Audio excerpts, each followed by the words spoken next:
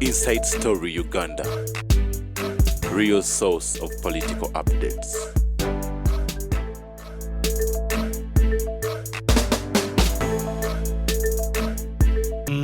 Tusanze okulaba muzeeyi ffe weetuli embeera oba bye tulaba naawe byolaba anti kali toka kubyeka bagikoona kaleke tutandike banagikoona olulala bajja gikoona olulala kakati amawulire bwe gakula tuyina elementary roles of a media ebyowulira educating entertainment informing ebyo elementary level P1 to P7 kati amawulire bwe gatuuka mu university gakola roles mainly agenda setting and creating a marketplace of ideas where people go and buy and reject.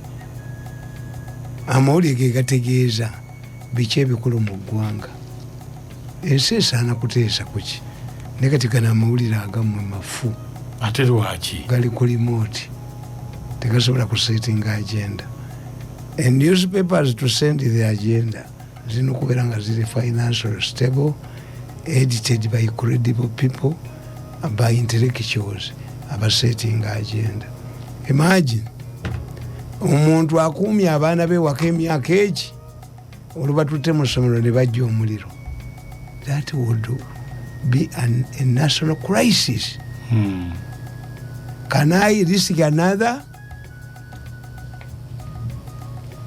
Tikiriyo bayo kyessomero lyebudde abaana 10 babazanyira ku bwongo mayiga yasooka mujjukire essomero lino Ssaabasajja Kabaka mu yasomero lyali badde best ali badde kukwata omuliro. Ssaabasajja Kabaka mu yasomero kitegeeza ki would be the best school in town. Itasobola kwata muliro you would say amalago nakakutta omuliro naye olwokuba lino Ssaabasajja Kabaka mu yasomero manyi temanyi byaswaza tinabagereka akutena kalima mugobera abantu mu ttaka. Why not Uganda Land Board? Why don't you negotiate with them? Logic yabakuba ne bateeka wali essomero lyebudde abaana baafa n'emiramu ne bagidusaayo ne bagitwala ennamirembe ne baleeta Luzinda n'avuma abantu Bishop azaala yawona abange tebali mu byakatebe mu church. Yes, this is serious matter. Kakati abaana ekitegeeza nze nabagambye police give the matter to me nze mbakwatira abayokeze essomero eri abayokya amasomero weekends we must bakutte ate nga teririmu nkubuulire babampi police tesobola kuba kakati olaba bwe bakidusizaamu instead of publicizing it kali mu monitor bwe kati ate kalinga mu bya history mu monitor mwe kali everybody has run away. Kitegeeza the moment you don't get that as honesty will continue to do other things ajja kukola n'ebirala kati eyo media is that really media n'okuba mu mawulire n'ogamba nti kyabazinga bamuwambi nga balina kuba abalangira 11 kolamu ya 8 batudde 3 nga nkikubawo mu mawulire gamba nti abadde baagala okuwamba kyabazinga balemeddwa ate bamuwambye gwe tomanyi gwe yasoma tomanyi nakukolamu yabalangira kolamu tejjudde abalangira 11 waliwo 3 n'olumawulire tobawandika olumwejja kuwandika nti yeyuzizza gomesi y'omukazi yamukutte bwe bwongo ye midiya yamu nti tesobola kusetinga agenda setting nti ndabye mu monitor mulabye n'agamba tetulina reserves ekyo tekikubwa mu ggwanga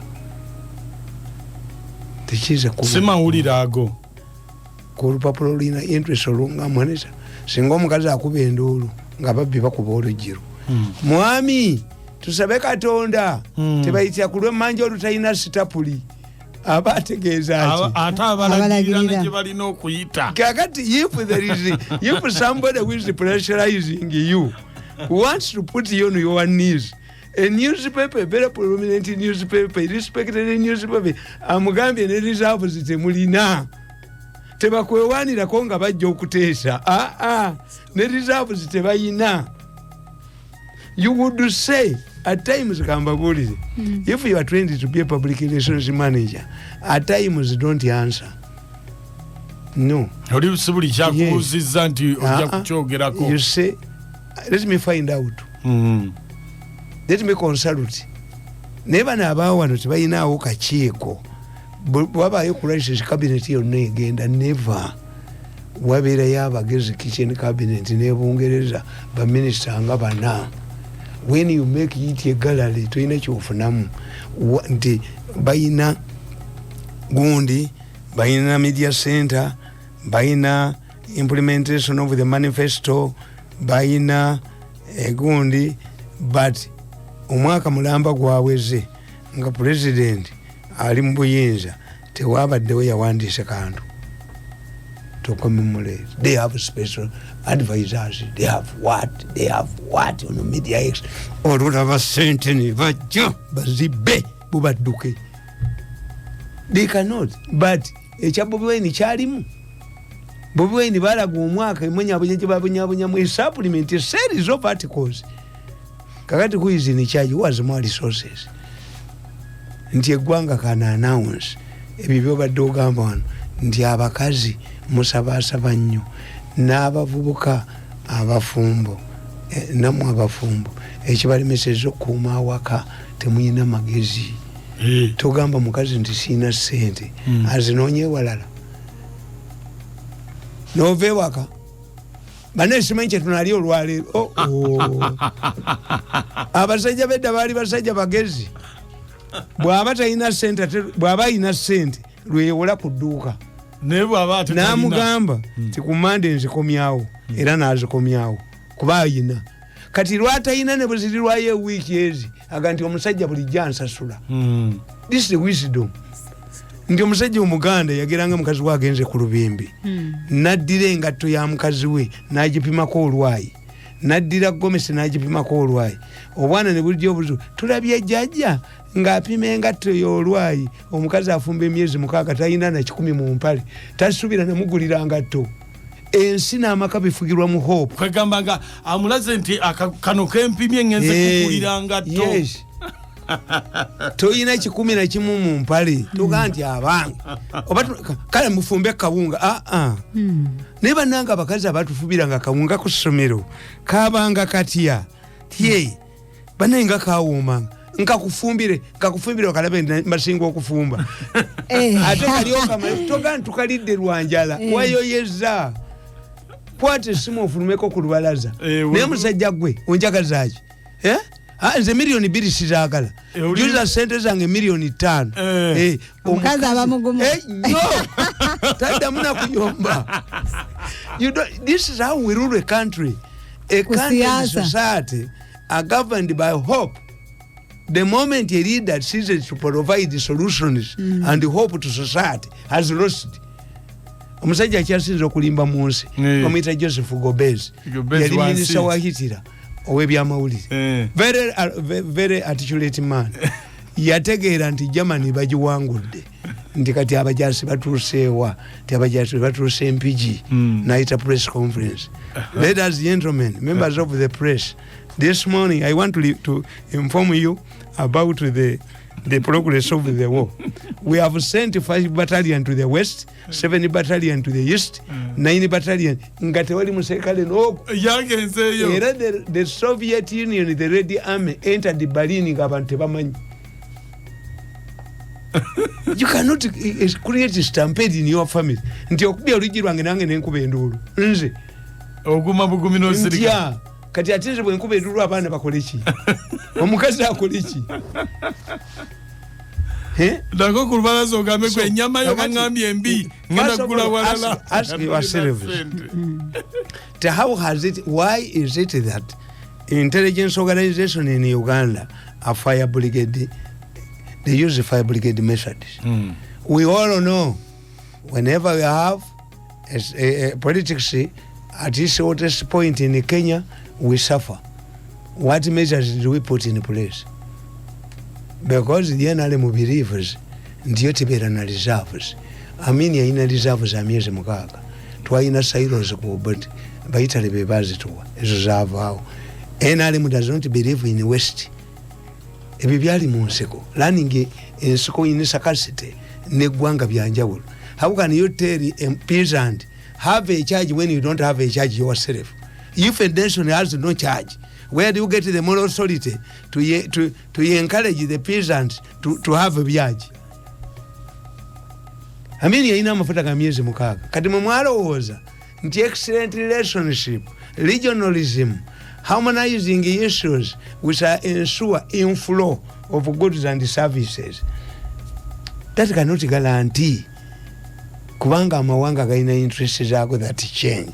Tekakati mukamba buli baba gamba ndimu wagira Ruto yagenda ne byayero ya NRM. Uhuru yagambi tibumulonda Ruto waliwe gwanga eryomulirana eryagala tufuga.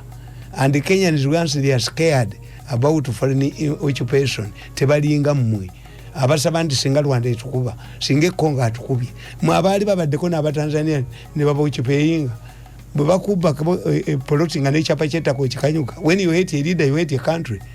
Kenyans fought for Mau.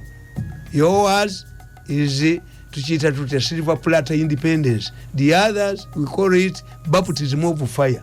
So the Kenyans fear for the occupation. Kakati baba gamba tiyeye ugundi Ruto ayinvestinze nnyo mu Uganda mu fuel. Sente zina kuvaawa. Sente zakalu zina kuvaawa. Bano Eriba munyingiriza na chichonna. Kakati nzoyinza okumbulya nza ina amagezi mu mutwe. Nti wetwaberera mu COVID, when we don't even need oil, fuel, Museveni ensured constant flow of fuel by allowing trucks. Nabagamba mpaka nti bajene mmere yaabwe. You people in Uganda, we cannot do without these trucks. Why did we have a conducive environment and treatment and reception to these truck drivers when we did not even need fuel? Because public transport was down. Motoka za government zilitambula zokka. But when the economy is opened, why should these people at the immigration impose tough measures on truck drivers? Ekyokubiri abasamba n'omupiira but truck drivers nga basamba omupiira Itabasala kwa baradi. Lwaki bali bananyini bimotoka bote bafaayo nti emotoka eyo nagigambe gende egindi lwaki amafuta ago kigalage Rwanda nawo bote bafaayo ngamu kitegere this was a planned thing mumutaplaninga baplaninga batulumyemu yes era nabagamba nti Museveni ayina kyetuyita Lucifer Theory curse. Lucifer Theory curse twajijja mu ggulu nti Katonda yayagala nnyo Luciferi naye Luciferi yali amuwambi ne bakola ddiiru kyobalaba amalogoto gazanyisa Lucifer yakola ddiiru ne Katonda nti katulemaganye naawe nkuwadde ku nsi genda otulugunye lwakita yamusaanyaawo ekitegeeza obukodyo bw'omugulu yali abumanyi naye kumanyi ga Katonda alinako 75%. Ne tukita Lucifer Theory tigwokoledde ekirungi akusasula bubi. Kati bano abantu bonna Museveni bakoledde ebirungi bamusasula bubi. He suffers from Lucifer curse. Nti Abanyarwanda bava wano bati n'abagoba yali abagobi mu 83 balagawa wa Museveni ne bayingira obuyekera ne murankisize baligenze Congo ne bafunayo mundu obe Tanzania. They would be refugees in camps. But how have these people the Kagame but reached us? Kabira yali wano nga musazi wa ndongo Maki indie ne bamutwala olwafuuka president we Congo febe yasooka ogobayo Abanyarwanda ne bannayuganda muddeyo muunya eti tugenze gundi Raila Odinga yogolaba mwe yali amusibidde mu komera ekamiti n'atolokamu nayingira amazzi galeke Victoria yasanga abasecurity baffe bamulindiridde muhwezi mejejeno muhwezi yamusanga yiganga ng'amuliizi. He was escorted here ne bamuwa enyumba wano. Wolomisi went to war with Moi mumukomyewo. Museveni said no, I will never surrender anybody back to his own country. Why? I surrendered 3 people but he did not mention the country. They were killed. Sit down. We gave him safe. We amara one in Naku. Nagena monodi. Tayagali adala kumuseve. And you wait. When it goes arrangement jebakoze. Nti Uhuru agamba ye coach. Raila ye musambi wa mupira. He will monitor the coach. Kakati kitegeza. When Raila has no domestic freedom, he is going to be very dangerous on foreign affairs. Why? Ntiene wakata inayo mirembe bamufuga. Where Uhuru accompany Raila mu international conferences, you will see. If we maintain hostilities with Rwanda, nga tufunye hostile Raila, our intelligence yafayali badde yeso yafunye da report, they can squeeze us like a mango. Eri mu kimugundi. So you cannot tell me two abasajja ba National Task Force abo bagamba some of the money we have collected, we have used it to buy first testing kits at all borders.